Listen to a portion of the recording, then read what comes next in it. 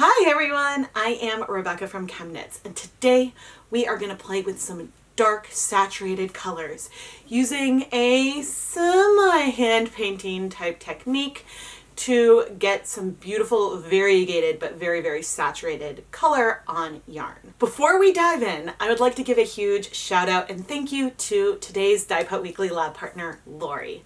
Lori, thank you for being my lab partner today, and I am really excited to go play with some really saturated colors and hopefully get the kind of coverage on yarn that we both really love. If you would like to learn more about the Lab Partner program and how you can get shoutouts in a video and some yarn that I dye in an episode of Dyepot Weekly, you can find more information in the listings in the ChemKnits Creations Etsy shop. And now, let's go start dyeing our yarn. Today we are going to play with a burgundy, Cabernet, dark navy, and forest green from Dharma Trading Company. These are all really good, deep colors, and if we apply enough to our yarn, we'll get a beautiful, dark, saturated yarn. I am going to go and put on my respirator mask, safety glasses, and gloves, and weigh out 1.5 grams of each of these three colors, and then dissolve it in a really non-specific volume of liquid. Since I'm planning on using all of the dye in this project, it is not essential for me to measure out the volume of water to make a 1% stock.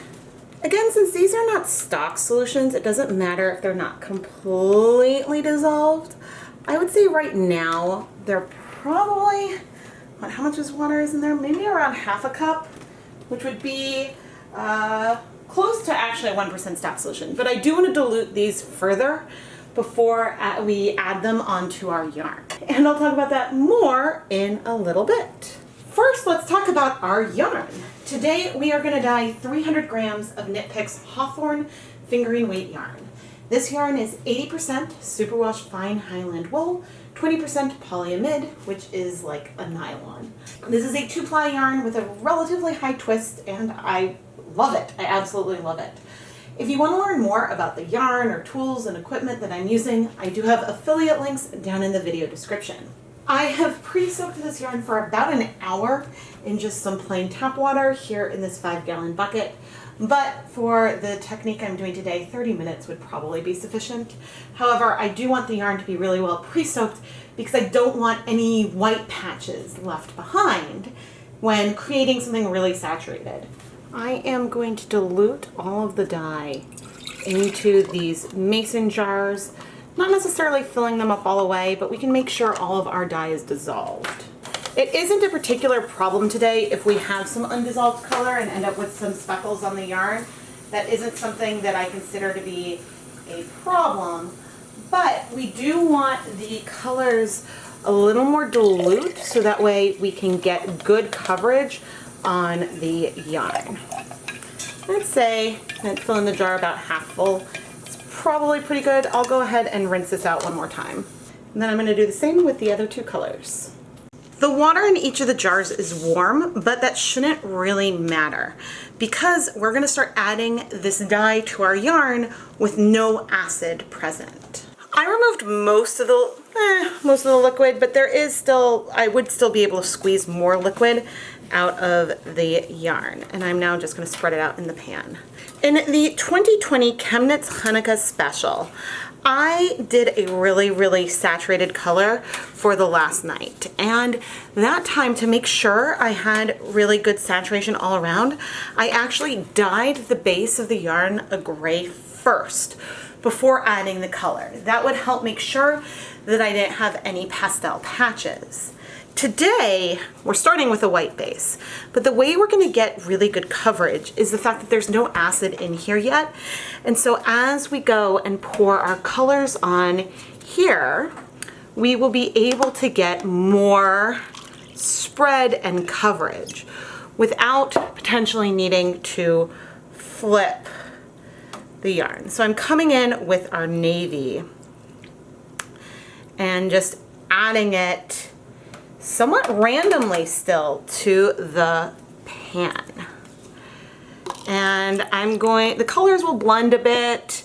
We will be spreading them out, but by adding the color on like just this with no acid, we can get some color. There's some pastel there in the bottom, but I should be able to manipulate the dye here and get more coverage down through the bottom. And we can absolutely flip it. It depends on what's happening with the colors and where we see this going. I find navy can look very purple until you add a lot onto your yarn. Okay, so this is some forest green. And so these colors are not going to be identical at all. There will be some differences between them for sure,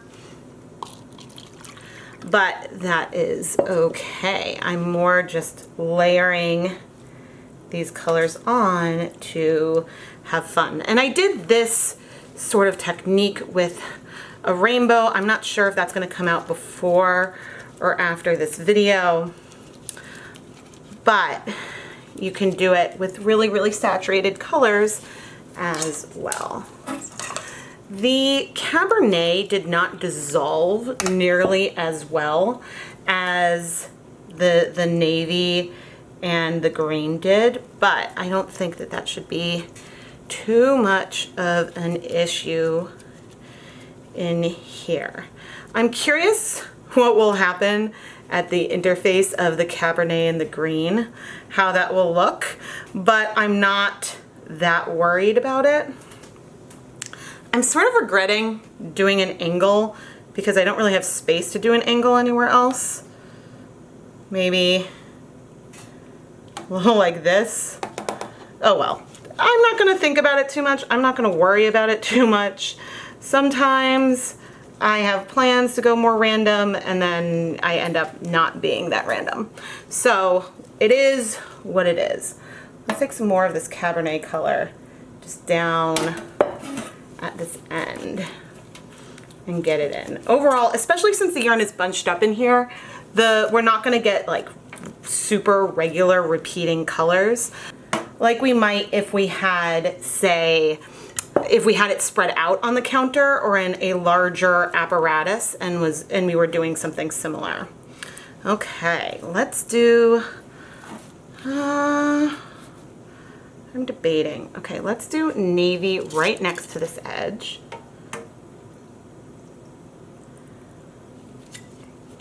And work that in.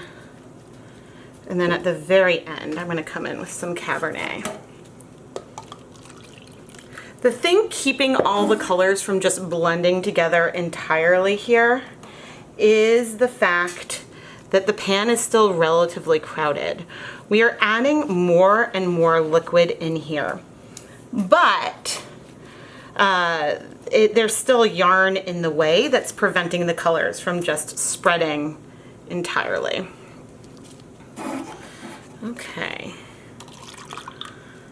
Yeah, there's definitely going to be differences with the way that I'm dyeing these three skeins, but I intended to go more random and then, well, we're not as random. Now, I do have some colors in reserve, so I could come in and if I needed to add more pigment. I think I will add more pigment. What I'm going to try to do is keep my pressing to certain areas. And the goal is to try to make sure that these colors can really, really get through to all of the yarn. And I don't want to completely pick up, but I would say that we are seeing some really good saturation. And, I still have dye left, but I like where we are. Okay, I now want to add some acid. At this point, almost all the water that is located in the pan is from the dyes that we added. So that's 1, 2, 3, 4, 5. This is more acid than we probably need, but given that it is not located all over, I think that it is a good amount to start with. So what I think I'm going to do here is go and start heating this on my stovetop. So for this project, I mixed up 4.5 grams of dye, and we're dyeing 300 grams of yarn. I would say maybe we only used around 3 grams total based on what we have left, but I am going to hang on to this in case I need to add more yarn when I see how this looks after a little while.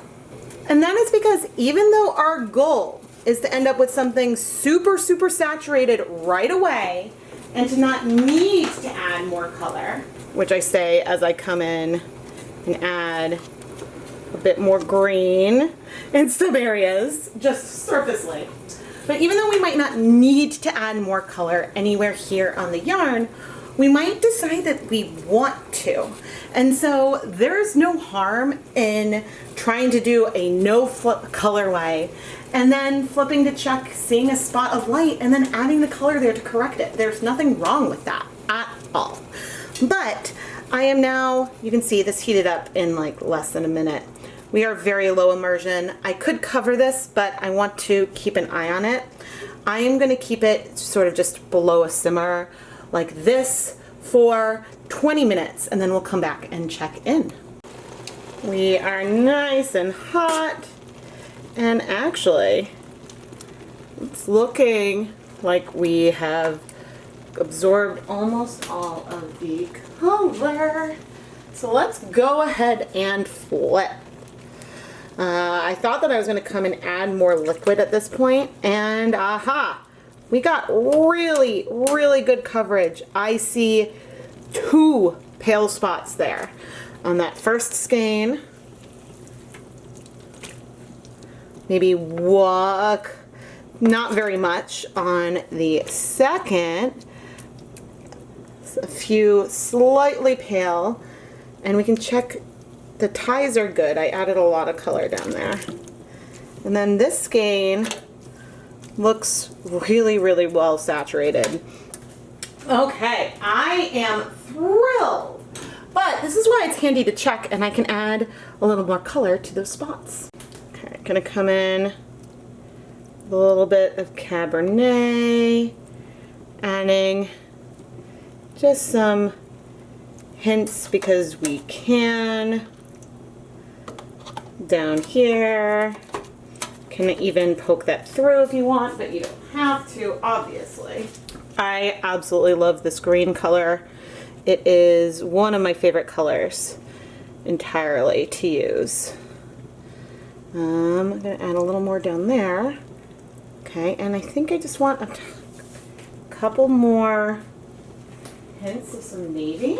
All right, I think I am pretty satisfied. There are some other areas that are a little paler that, you know, you could come in and add more color wherever you want, however much you want. But I am now going to let this sit for 5 minutes, and then we will come and add more liquid. All right, let's add more waters and vinegar. This is a pre-soak that I had for another project that was just some water with vinegar, and I'm adding it in. We added a lot of vinegar into this pan already, so we know that there is a fair amount of acid present. And I am seeing some color left that needs to absorb. So I'm going to go ahead, actually there's a tiny bit of water left in there. What adding the more water does is helps there be more space around the different fibers. So then if there was a pocket where we didn't have acid yet, the acid can get there. Things might be able to move more. So I am going to heat this up. Since all that liquid was cool, it'll take a little time. And we'll leave it, I would say, just below a big simmer for 20 minutes. We still have dye left, and I don't want to leave any dye behind. So I am actually going to go and add water to each of these jars and then use this dye to dye 300 grams of KnitPicks Swish DK yarn. This yarn is 100% Superwash Merino, and I am starting off in my other steam pan with no acid, just like we did with this first round, and I'm going to add these colors randomly all over. But since we overall have less dye, the colors that we are going to get here should overall be less saturated than what we did on the Hawthorne fingering weight yarn. So the differences that we're going to see aren't going to be based on the yarn weight itself. The differences that we see are because I think that I've got a lot less dye to add to the yarn this time. But we can still get it nice and spread out because we're adding big volumes of liquid to our yarn. Once I was satisfied with the dye placement, I did press to massage that dye in a little bit, and then I added multiple tablespoons of white vinegar on the top and waited for a spot on my stove to open up so that way I could heat this yarn as well. Here is our Superwash DK yarn, which looks really saturated, but I can tell you from here it is less saturated than the Hawthorne that we dyed first. I am going to let this heat for about 20 minutes. Then, like we did in the other pan, I'm going to add some water and vinegar to bring the volume up, heat another 20 minutes, turn everything off and let it cool completely so then we can wash it. I'm not planning on flipping the yarn because I don't have any other dye, so I'm not going to adjust or fix, but when it's time to wash, we'll come and look and get a sense of the level of saturation that we achieved. Back to the Hawthorne. It's been an hour, so things are still warm, but that is looking really, really clear. Ooh, and this, oh, I do see like a little light patch, but overall, this is so saturated, it's gonna be hard to see like the overall color until it cools off, until it dries off, because then everything is always a little less saturated once it is dry. But I'm gonna set this aside to cool until we can wash it. So I have to admit, I peeked. Normally I do not look at the yarn unless the camera's rolling, but there are some pale patches on here. Oh, that one's a bigger one. So it's not bad per se. The color seems to all be in the yarn, but this one wasn't perfect. I don't think I moved the colors through quite as much as I did previously, but it's still beautiful. So let's go wash all the yarn. I'm gonna start with the DK because that is what I had right there. And so far, so good. It's funny, I think I thought I would be more mad to have white patches, but I'm not that mad, and this was done with our leftovers. So that's really, really not bad. Okay, I think I see a hair of some color, maybe? Barely anything though, which is good. I just used some soap. And so I am going to rinse this a few times. I'm expecting it to clear. I don't think that it will be an issue. But if it does not clear in like 2 to 3 more rinses, I will come back and let you know. Otherwise, we'll start washing the other yarn. This is the same water from those skeins, so everything has come out, which is wonderful. And wow, these are so saturated. Oh my goodness. I love it. I love it. It almost looks like it's black in places, but I don't think it is. I think it's just, well, maybe it's gonna look black, even though we didn't use any black. I see a hint of color, but I don't think it's bleeding. I think it's just needing to rinse something out. Oh no! Rogue light patch! Ah! Not that bad. I might be hard on myself on this one. But I'm still impressed with the coverage. I think that I have spent a lot of time over the years hand painting on the countertop.